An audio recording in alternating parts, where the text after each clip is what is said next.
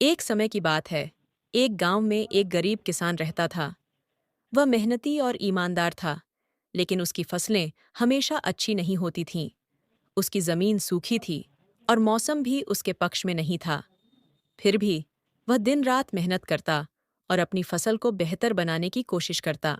एक दिन किसान अपने खेत में हल चला रहा था, तभी उसने देखा कि एक चिड़िया बार बार उसके खेत में आती और कुछ बीज उठाकर उड़ जाती। किसान ने सोचा, यह चिड़िया मेरी मेहनत से बोए गए बीजों को चुरा रही है। अगर ऐसा ही चलता रहा तो मेरी फसल कैसे उगेगी? किसान ने चिड़िया को भगाने के लिए बहुत प्रयास किए, लेकिन वह हर बार लौट आती।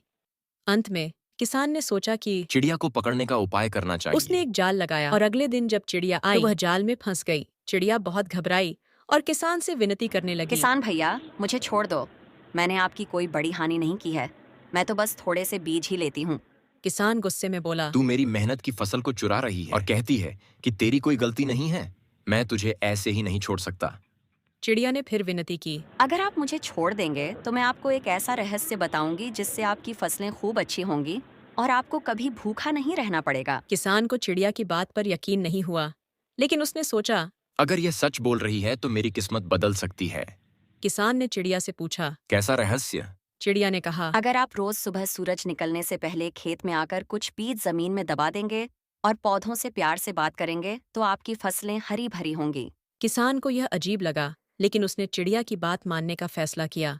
उसने चिड़िया को छोड़ दिया और अगले दिन से सूरज उगने से पहले ही अपने खेत में बीज बोने लगा। साथ ही वह पौधों से भी बात करने लगा। कुछ महीनों बाद किसान की फसलें इतनी हरी भरी हो गईं कि पूरा गांव हैरान रह गया।